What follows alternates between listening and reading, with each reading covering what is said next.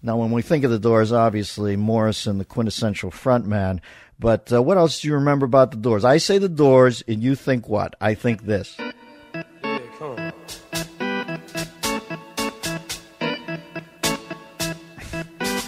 That little burp. I can still tell Manzarek's working upon first blush. The website is whenyourstrangemovie.com, and this is the great keyboardist Raymond Manzarek. Ray, how are you? Hey, Dennis, just fine, thank you.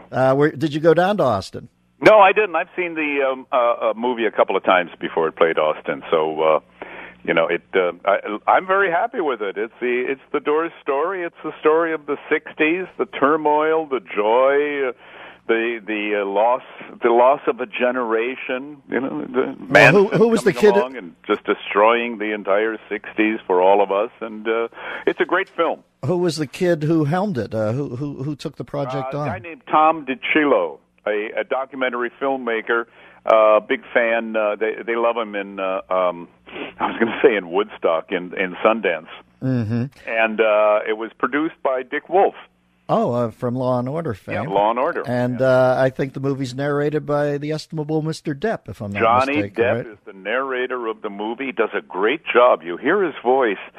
You don't see him. He's the narrator, and it's got. You know it's Johnny Depp, and yet it's just smooth and cool, and it kind of sucks you into the movie. Very hypnotic, and excellent narration. Are you happier with it than Ollie Stone's depiction? Well, yeah. Yes, you might say that. This is the Doors. Guess who plays Jim Morrison? Jim Morrison. Oh, I see. So that's key. There's only it's the '60s. Not only is it the Doors, it's Martin Luther King and Vietnam, and Bobby Kennedy and all of that stuff. It puts the Doors in context of the '60s. So it's a good movie, man. It's really good. And Oliver's was just over the top. Yeah, little garish. We're talking to the one of the greatest keyboardists of the rock era, Ray Manzarek. When You're Strange begins showing in select cities tomorrow. For more information and theater locations, go to When You're, and it's let me give you the spelling. It is the possessive without the apostrophe. It's YOURE strangemovie.com. whenyourstrangemovie.com. My favorite scene in the Stone thing, as a matter of fact, is the look on McLaughlin Ree Manzarek's face when Morrison first lays a little bit of the poetry on him at the beach. And I'm trying to think, anywhere near accurate, is there a moment like that where Jim says, well, here, I've written something, and tells you, and you go, whoa, what did you say? Well, it happened on the beach. I mean, he got that right. It did take place on the beach. Jim sings to me on the beach, summer of 1965. We've graduated. It's a month and a half later. I've got a master's degree from UCLA. He's got a bachelor's degree. We can't get jobs in Hollywood. They're making Doris Day Pillow Talk with Rock Hudson. They don't want Jean-Luc Godard. They don't want Fellini. They don't want Kurosawa, Satya. They don't want that kind of stuff. That's all we know how to do. So we've got to do something to support ourselves. Morrison comes walking down the beach, sings those songs to me, Moonlight Drive, and his voice was like Chet Baker, a jazz trumpet player from the 50s, a cool, great lyrics, and I did dig it. I did think it was terrific, and I heard Ray Charles, Jimmy Smith behind it. He did My Eyes Have Seen You, a Latino kind of song, Latino rock. Summer's Almost Gone. It's got little Bach lines that I could do. So I was extremely impressed, and I said, I'm going to put the music to these words and to this melody that you've got. We're going to get a rock and roll band together. By God, we're going to make $1 million.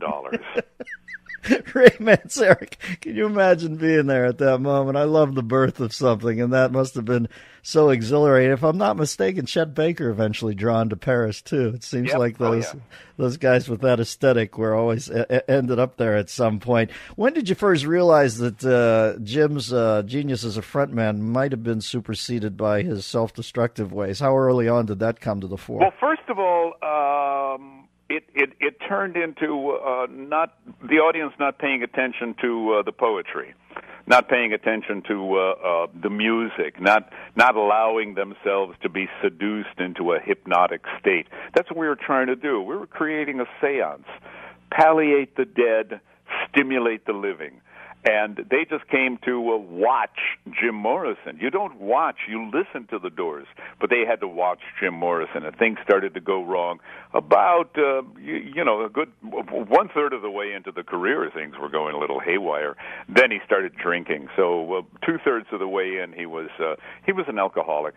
Mm-hmm. And there was nothing you could do, Dennis. There was no place you could where do you go? Yeah, it's 1967, it's 68, 69. Where do you go to dry out? Synanon, that's all there was on the West Coast, and that was a junkie place. Especially when the guy's got Byron-esque aspirations anyway. And, he views no square is going to tell Jimmy Dean what side of the road to drive on. Yeah, right. That's give up your life to Jesus. And, Jim Morrison was not going to do that. No. He was a world religion man. He was a Buddhist. He was a Muslim. He was a Hindu. He was a Jew. He was a Christian. And so are you, and so are all of us, Gandhi said. We're talking to Ray Manzarek. The film is When You're Strange. Begins showing in select cities tomorrow. For more information in theaters, go to whenyourstrangemovie.com. The extrapolative nature of the end, especially played over the end of Coppola's film, absolutely I find riveting. Was it that? Did it reveal itself to you in the same way? Was he just riffing and that the Freudian stuff at the end comes out one night, or was it preconceived? Did you guys work that out in the studio? No, or something? that was we had worked out the end. The end had become that 11.5-minute song that it was on the record early on at the London Fog on the Sunset Strip. Mm-hmm. A little dive that never had more than 3 or 4 people in the audience at one time. Right. 3 sailors come in. They stay around for 15, 20 minutes, leave. Then 2 hookers come in. And it's like, girls, the guys, you missed each other. Then the business men come in after the girls leave, and it was ridiculous. Dribs and drabs. We had so much time to kill that we worked out the end on stage. Mm-hmm. Now there's a whole middle section where Jim is free to do improvisations. Right. Do verbal improvisations. We're improvising musically. He's improvising with words. And that whole Oedipal section, yes. The killer awoke before dawn, put his boots on, Father, I want to kill you, Mother, I want to you. That was totally spontaneous, and that blew me away and John and Robbie at the Whiskey A Go-Go. He comes in and says, after we had to go get him, missed the first set, stoned on acid, man. He was just in his room wearing underwear and cowboy boots. When we went to get him, get dressed. We're on stage. We have the next set to do. It's Wednesday night. Okay, the first set is slow, but the next set, the owner said, you guys better get Morrison here, and you find him and bring him in there fast. And he wants to do the end as the second song of the set, and does that whole thing for the first time. Totally spontaneous. If he'd conceived of it, he never told me about it. But man, we were right there with him. It was chilling.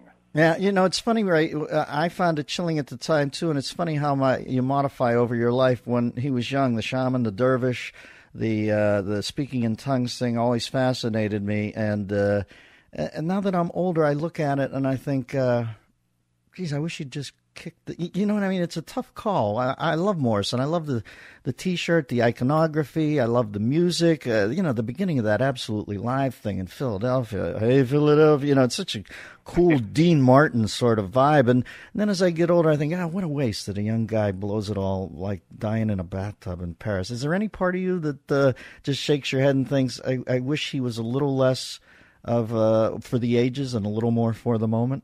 Oh, absolutely, of course. Yeah, it's just saddening. Well, there was a hysterical aspect to him too. The shaman is basically a cracked individual. Yes, there is a slight crack. Now, in a tribal society, 1,000, 2,000 years ago, the shaman had an elder figure to guide him. The young shaman was guided by an older shaman. The tradition was passed on. Mm-hmm. That crack was used to let the spirit slip in and out, but he could keep it under control. Morrison had no guide. I couldn't guide him. I didn't know anything about that sort of stuff until I became older. Yeah. I just saw him as Jim, and Jim is drinking too much. But it's a shamanic crack, and there was There was no precedent for it in American society. And My God, eventually, in Christian society, there are no shamans in Christian society, and we are a 2,000-year-old Christian society. And he just couldn't control it. He could not control himself. He couldn't control the alcohol. He couldn't control the consumption of drugs. And you know what? Neither could Janis Joplin, Jimi Hendrix, Brian Jones, my God, Kurt Cobain. They all died at 27. They could not make it over that hump, the number 9 numerologically. well, the crack becomes a fissure, and the fissure becomes the abrading of the tectonic plates, and then the upheaval. Well, listen. The earthquake happens, yeah, and that's it, yeah. Let me ask you this, Ray. I often have a theory, and this is what we'll close with. We're talking to Ray Manzarek. When You're Strange begins showing in select cities tomorrow. For more information and theater locations, to go to whenyourstrangemovie.com. Can we agree on this? Had he lived, Altered States would have became his favorite film. Say it again, man. Had Jim lived, the William Hurt film Altered States about eating the peyote paste and laying in the sensory depth tank would have been his favorite film. Well, it could have been. I mean, it certainly is a good one, you know. It certainly is a good one. I've never done that sensory deprivation thing, so I have no idea. But I just watched that film, and I think of Morrison in that same sort of role. I tell you, I did take ketamine. That's what they were actually doing. They were doing K, that green stuff that Lily took. And forget it, man. It is just that stuff is horrible. It's good for you, Ray. There you go, kids. Sensory deprivation tank, and you know, no way. Kids, remember, Ray Manzarek said, "Just say no on the K." All right, Manzarek, good to talk to you, brother, and I'll see this as soon as I can.